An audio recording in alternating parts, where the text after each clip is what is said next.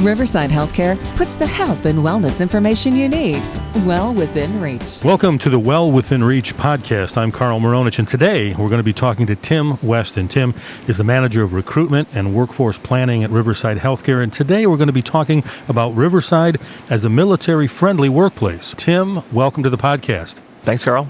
And again, Tim is the manager of Recruitment and Workforce Planning at Riverside Healthcare. And a quick note about that, Tim. So you're in HR, Human Resources, as we used to call it. I think it's Correct. Still called that, right? Yeah. So you're hiring people. That's what you do. You're part of that team. Always, yes. Yeah. And a lot of that goes on at Riverside. Yes, for sure. Yeah, always looking for great talent. Yeah. And we're going to talk about an initiative that can expose the organization to even more great talent. Yes. As being a military-friendly workplace. Talk a little bit about what it means for an organization to be military-friendly. Sure. So, Carl, I think really at its core, being a military-friendly workplace means that your organization sees the value that veterans bring to the table in just helping you accomplish your goals and live your mission, while also helping them to accomplish their career goals as well. Again, we see the value that these veterans have brought, not just to our community, but to our country, and we want to respect and honor that and make sure that Riverside is a safe place to land as well. Oh, I love a couple of the words you use there. At its core, like Army Corps, Hey, Marine yeah. Corps, Air Corps. Maybe we'll have a few more puns in the midst of today. You We'll said see. it's a good place to land, as those Air Force guys need to land, right?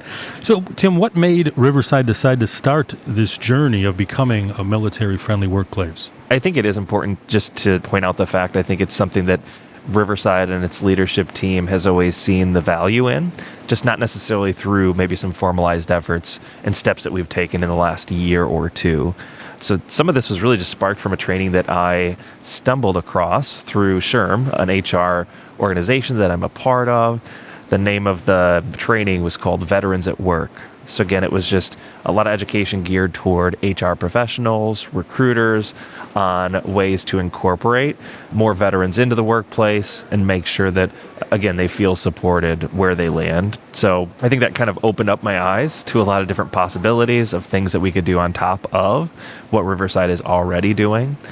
And at that point, it was really just a matter of capturing the energy that already existed internally. Again, this is not something we decided to flip the switch on and say, all right, as of today, we're going to be veteran friendly, military friendly.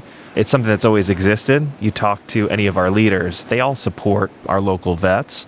So it's just a matter of, again, capturing that energy and steering, using a steering committee in order to be able to guide our efforts. And there already existed a number of veterans in the organization, some in leadership positions. So a veteran working at Riverside is not a new idea. Correct, yeah. We normally, again, we have about 2,800 employees. On any given day, I would say we normally have somewhere between 50 to 70 veterans within our workforce. I would guess that there are some skills that they bring and some background that they bring that sets up very well for a healthcare setting. Oh, for sure. Yeah, I think just the training that they go through in some of, again, those life and death kind of situations, being able to be first responders to emergency situations, it really lends itself perfectly with the healthcare field. Yeah, the kind of people that walk toward crisis. Exactly. As opposed to turn away from it. So, as you said, you don't flip a switch and suddenly that you're a military-friendly place. What goes into that? What all did you have to do and did Riverside have to do to become designated? Yeah, I think a lot of it is really just self-reflection on policies, procedures, practices that we have in place. And as I mentioned, being military-friendly isn't a goal that I feel we'll ever fully achieve and cross off of the list and say, all right, we're done with that. As we're learning, there's always kind of a need for continuous improvement. And in that way, it really is similar to healthcare, right? There's always going to be continuous process improvements to be the best at what we do. Sure. Be the best you can be. That's what we're aiming for. And there are certifications that are available. And we're talking about the military, and they generally have protocols and processes that need to be followed. I assume that was the case here. What were some of the certifications that we had to attain to receive this designation? We used what's called a military-friendly company survey as a measuring stick. There's actually Kankakee Community College locally. They have a slightly different process for the educational field. So theirs is really geared towards, again, are you military friendly towards the students who are applying and enrolled in school there? So we met with leaders over there and kind of picked their brain just to figure out, hey, how'd this process go for you? What are some things that we need to keep in mind? But the company survey is actually split into kind of 4 surveys within one. So there's a military-friendly employer, military spouse-friendly employer, military-friendly supplier, and then a military-friendly brand.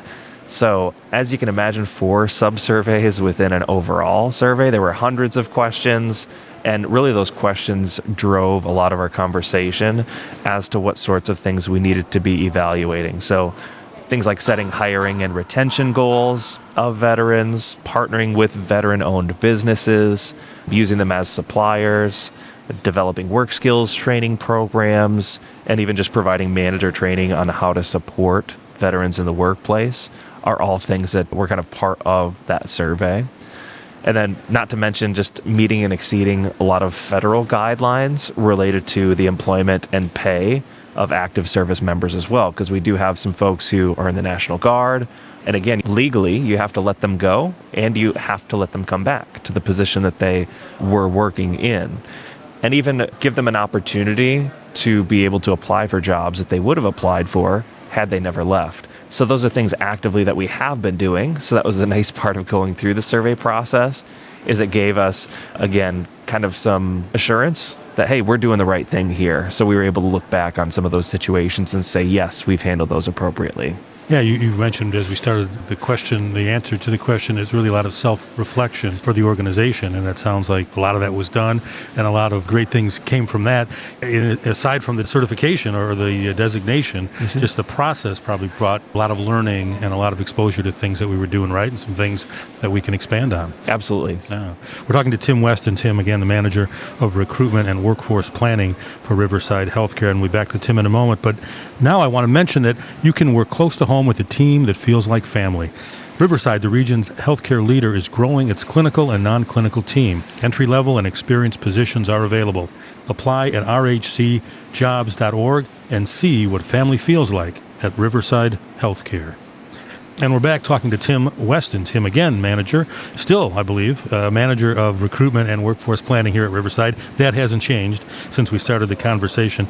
But Tim, talk about some of the needs that veterans may have, aside from other employees, perhaps. So I think succession planning is one of those things that within the military is very clearly laid out in order to move up in rank, right? So it's very clear, all right, these are the things that are missing or the skills that I need to obtain or the years of service that I have to have in order to be promoted. It's not always as clear with civilian careers. So again, that's an area that we've recognized that we could do a better job of, is making sure that it's very clear to these employees what they can do to get that next promotion.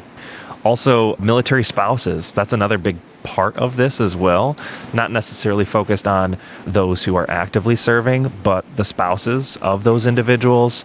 The ability to work remotely is huge for individuals who may be moving fairly regularly. So the ability to just pick up, move due to a spouse's relocation or deployment, it makes it very difficult to maintain a stable job if it has to be the traditional sitting in a desk in an office building. So we've taken a look again internally to say which positions do we have that could be done remotely, so that we still have some longer tenured employees in those positions that stay with us through the years, even moving all across the country. And then the big one, again, this one you do hear about, I think more often than the others, but mental health services. So we have a great internal employee assistance program called Well in Mind. It actually just received the Platinum Bell seal for workplace mental health by Mental Health America. So we have these therapists and counselors trained to work with individuals like veterans who might struggle with PTSD or other mental health issues. So that's a huge benefit that we have, having them right here on site, available at the drop of a hat. Yeah, that is an important one. Are there any other unique benefits for veterans or active military that Riverside offers? Yeah, we offer flexible schedules. So again, as I mentioned, just the ability to work remotely for certain roles, be able to flex your hours. That can be very useful for those who are connected to the military. Also, we offer job protection during the deployment. Again, we're going to make sure that you come back to that same job that you were in before you left. And again, we'll take a look to see, all right, were there other positions, promotions that may have come available while you were gone that you would have applied to had you left? And we'll take a look to see if we can give you that promotion. We have supplemental compensation programs as well for reservists or members of the National Guard. And then we also have just decided to reserve spots in our leadership development programs as well for those connected to the military community. So we're actually kind of blocking off and holding some spots there in some programs that we have called Emerging Leaders or Young Professionals internally. Yeah, some great stuff. Other than this fine podcast, are there ways that we're getting this information out? So if those in the military, veterans are looking for work, how are we making sure they know that Riverside offers all this? So again, something else that came as a result of the steering committee is we decided to really build out a landing page on our website. So rhcjobs.org will get you to our main careers page, but then there is a military-friendly page on there as well. So that has a lot of great information about the things that I've been talking about. Also on that page, again, you can actually text with one of our recruiters. Tiara is her name. She's actually a veteran herself as well. She served in the Army, so she was a great win just in order to be able to recruit a veteran to help recruit veterans. Again, the kind of credibility that comes with somebody who's been there, done that, just goes way above and beyond anything that I could do as a recruiter. Well, as you mentioned earlier, at any given time, there may be 50 to 60 employees working who are veterans. And so having that network support of veterans and having somebody you can talk to who may understand a veteran's point of view better than others, that in and of itself, I would think, would be a big benefit. Correct, yeah. How does the community and Riverside itself benefit from all this? It really gives Riverside a better chance to recruit and retain the best talent.